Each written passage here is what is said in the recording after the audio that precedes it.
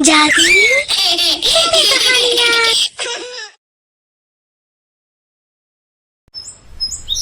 ऋषि बहुत ही गरीब किसान था। गांव का खड़ूस जमींदार हरिलाल के खेतों में काम किया करता था। जमींदार कभी कभी ऋषि पर इतना गुस्सा हो जाया करता था, कभी ऋषि को इतना पीट देता था कि कई दिनों तक ऋषि बिस्तर से भी नहीं उठ पाता था। लेकिन क्या न करता, गांव में अधिकतर किसान बेहद गरीब थे। ले देकर एक जमींदार था, हरिलाल, जिसके पास बहुत जमीन थी। इसीलिए ऋषि कुछ नहीं कर पाता था और चुपचाप जमींदार के खेतों में काम करता था। उसके परिवार में उसकी पत्नी और 2 बच्चे थे। कभी कभी ऋषि हफ्ते हफ्ते तक घर नहीं आता था। एक दिन की बात है ऋषि, जिस खेत में टमाटर लगे हुए हैं, आज उनमें पानी चला देना। तुम काम में बड़ी लापरवाही कर रहे हो। तुम्हें दिखाई नहीं दिया? उस खेत में टमाटर के पौधे सूख गए हैं। जी मालिक, मैं उसमें पानी दे दूंगा। मैं बस आपसे पूछने वाला था कि टमाटर के खेतों में पानी दे दूं क्या? खेती बाड़ी तुम देखते हो या मैं? इसमें पूछने वाली बात क्या है? ऋषि मन ही मन सोचता है कि पिछली बार बिना जमींदार को बताए उसने खेतों में पानी चला दिया था। उस समय जमींदार इतना गुस्सा हुआ था कि 2 थप्पड़ और मार दिए थे। फिर जमींदार वहां से चला जाता है और ऋषि खेतों में चला जाता है और वहां पर पानी चला देता है। 4 दिन हो गए हैं, बच्चों की शक्ल नहीं देखी। ऐसा करता हूँ, पानी चलाकर घर की तरफ चला जाता हूँ। कम से कम 4 घंटे में पानी भर जाएगा और तब तक मैं अपने परिवार से मिल आऊंगा। ऋषि पानी चलाकर अपने घर चला जाता है। ऋषि को देखकर उसके बच्चे बहुत खुश होते हैं। उसकी पत्नी जल्दी जल्दी उसके लिए खाना बनाती है। फिर सारा परिवार खाना खाने लगता है और बातें करने लगता है। खाना खाकर बच्चे बाहर खेलने चले जाते हैं। चलो, मैं चलता हूँ, बहुत देर हो गई है। खेतों में पानी भी भर गया होगा। चलो ठीक है, ये तो गुलामी जैसी हो गई। घर भी नहीं आते हो, अकेले घर देखना पड़ता है, बच्चों को भी संभालना पड़ता है। तभी ऋषि की बेटी रोते हुए आती है और कहती है, पापा पापा, भैया को चोट लग गई है। ऋषि भागते हुए जाता है। उसके बेटे को चोट लगी हुई थी। ऋषि अपने बच्चे को हॉस्पिटल लेकर जाता है और इस समय वो भूल जाता है कि वह टमाटर के खेत में पानी चलाकर आया था। बच्चे को पट्टी कराने के बाद उसे याद आता है कि खेतों में तो पानी चल रहा है।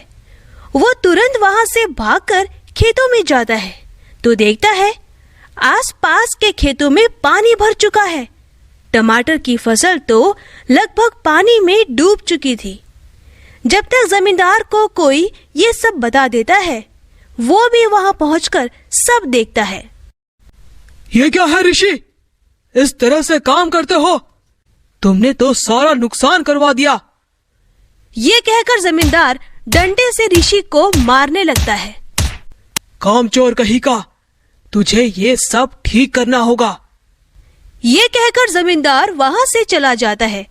ऋषि डूबते हुए टमाटर के खेत की तरफ देखता है। तभी उसे एक तेज रोशनी दिखाई देती है।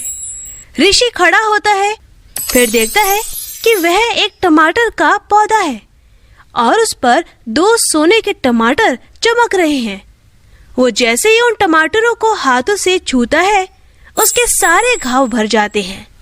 ये देखकर वो बहुत हैरान होता है और तभी उसके सामने एक सुनहरे पंखों वाली खूबसूरत परी आती है। मैं तो यहाँ से गुजर रही थी तो मैंने देखा एक आदमी तुम्हें कितनी बेरहमी से मार रहा है। तुम ऐसे इंसान की गुलामी क्यों कर रहे हो? क्योंकि मैं एक बहुत ही गरीब किसान हूँ। मेरे पास अपने खेत भी नहीं है। घर में बीवी बच्चे हैं। उनका ख्याल रखने के लिए मुझे इतना दर्द तो सहना ही पड़ेगा।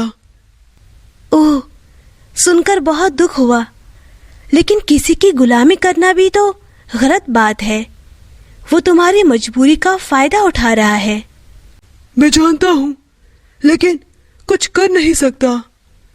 तुम्हें देखकर मुझे एहसास हो गया था कि तुम बहुत दुखी हो, तभी उस इंसान की इतनी मार खा ली। पर उस आदमी की गुलामी मत करो। ये टमाटर देख रहे हो? सोने के ये जादुई टमाटर हैं, और जब भी तुम्हें किसी चीज की जरूरत हो तो इनसे कह देना, गोल गोल लाल टमाटर, मेरे प्यारे जादुई टमाटर, कर मेरी इच्छा को पूरा, फिर मैं दूं तुझे एक काम दूजा। क्यों मुझ गरीब के साथ मजाक कर रही हो? ये जादुई सोने के टमाटर मेरी मदद करेंगे। तुम अपने जीवन से निराश हो चुके हो, इसीलिए तुम्हें ऐसा लग रहा है। मेरी बात मानो और इन्हें अपने साथ ले जाओ। उसके बाद तुम्हें कभी किसी के आगे झुकने की जरूरत नहीं पड़ेगी। ऋषि जादुई सोने के टमाटर तोड़ लेता है और परी को धन्यवाद कहकर जादुई टमाटर को घर ले आता है। सुनो भाग्यवान, लगता है भगवान को हम पर तरस आ गया है। देखो, 2 जादुई सोने के टमाटर हैं ये। क्या सचमुच ये जादुई सोने के टमाटर हैं? फिर तो इनसे कहो ना कि मेरी बेटी को ठीक कर दे, दर्द से कैसे करा रहा है।